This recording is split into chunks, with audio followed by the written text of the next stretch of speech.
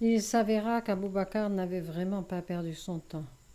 Les bruits répandus par Abu Talib étaient parvenus jusqu'à Yatrib, mais le vizir s'y était violemment opposé et avait réussi à dissiper les troubles qui s'étaient infiltrés dans le cœur des habitants.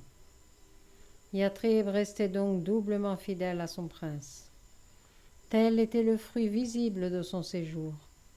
Mais ce qui constituait la moisson invisible de loin la plus précieuse était que dans son acharnement à défendre les projets et la doctrine de Mohammed, il en avait pénétré le sens profond. Il était à présent convaincu que ce qu'il avait pris jusqu'alors pour l'exaltation et l'instabilité propres à la jeunesse était tout à fait juste, et il était dominé par la nécessité de croire au Très-Haut. Il exprima tout cela de la façon simple et naturelle qui était la sienne, et Mohammed fut heureux d'avoir écouté la voix d'en haut et d'avoir fait bon accueil à Abou Bakr dès leur premier contact. Interrogé sur ce qu'il avait fait d'autre pendant son absence, le vizir confessa qu'il avait épousé quelques semaines plus tôt une jeune fille de noble famille.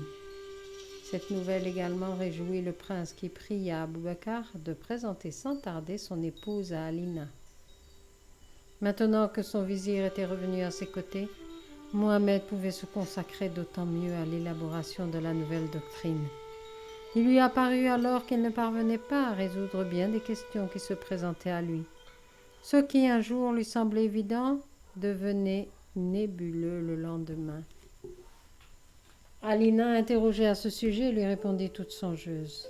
« Mon ami, il te faut mûrir pendant un certain temps dans le silence et la solitude. Pense à Moïse et au temps qu'il a dû passer dans le désert avant que son esprit ne fût suffisamment préparé pour qu'il puisse apporter la vérité et servir d'aide. Le Christ ne s'est-il pas lui aussi retiré dans la solitude avant d'apporter la vérité au peuple ? Mais comment vais-je faire, Alina ? Demanda Mohammed, qui n'était qu'à demi convaincu. Mes fonctions de prince ne me laissent pas un seul jour de répit. Tu seras libre à l'instant même où Dieu le voudra, répliqua son épouse. Tout comme l'eau qui s'est infiltrée par une petite brèche continue à ronger la digue, l'insubordination ne cessait de croître à la Mecque. Malgré toute la fermeté d'Abou Bakr, il avait fait pendre sans autre forme de procès 2 hommes qui avaient tenu des propos séditieux.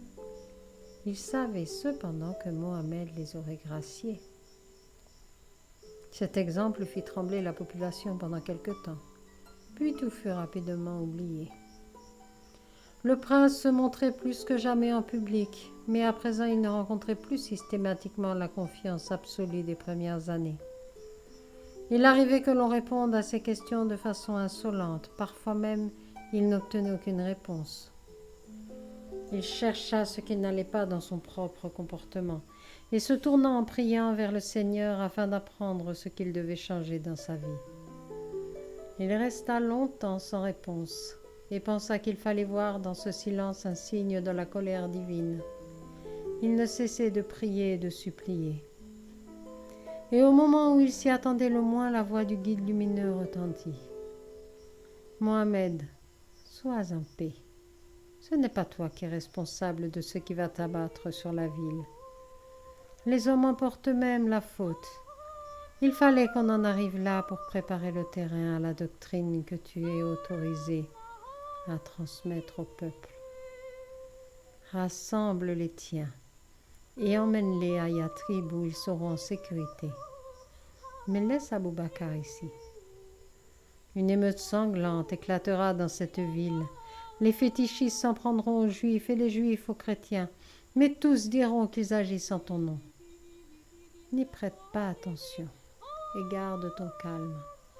Abou Bakr se chargera de ce qui doit arriver ici. Il viendra ensuite te retrouver avec ses soldats.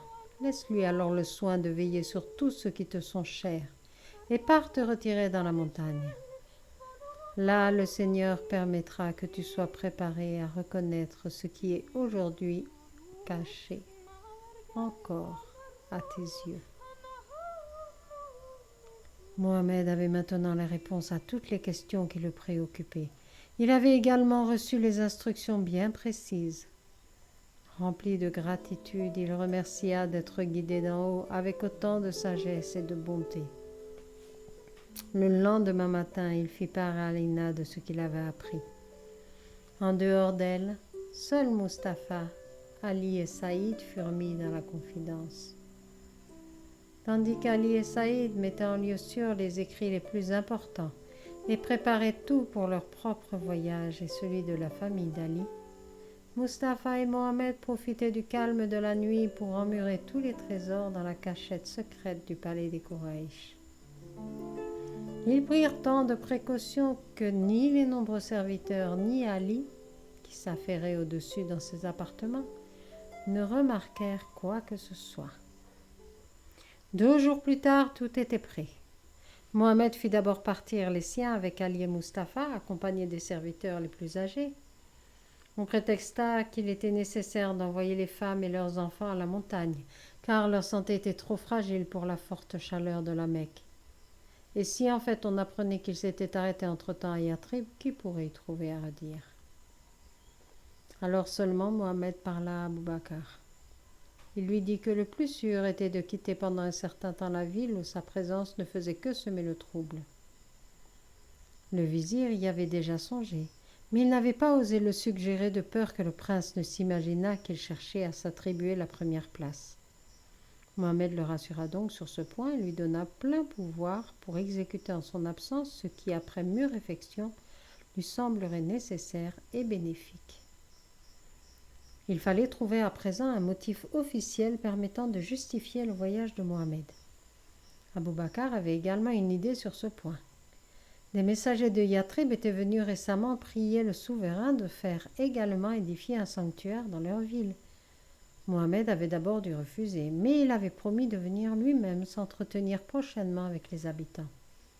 Cela pourrait à présent servir de prétexte.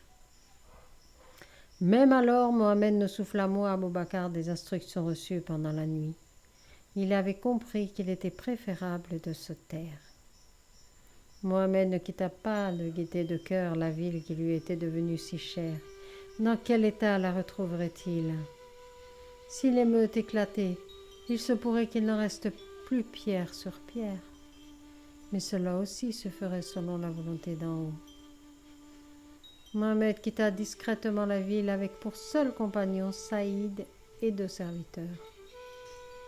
Au moment où il put laisser les chevaux reprendre leur trot dans la plaine verdoyante, il sentit renaître en son cœur confiance et joyeuse audace.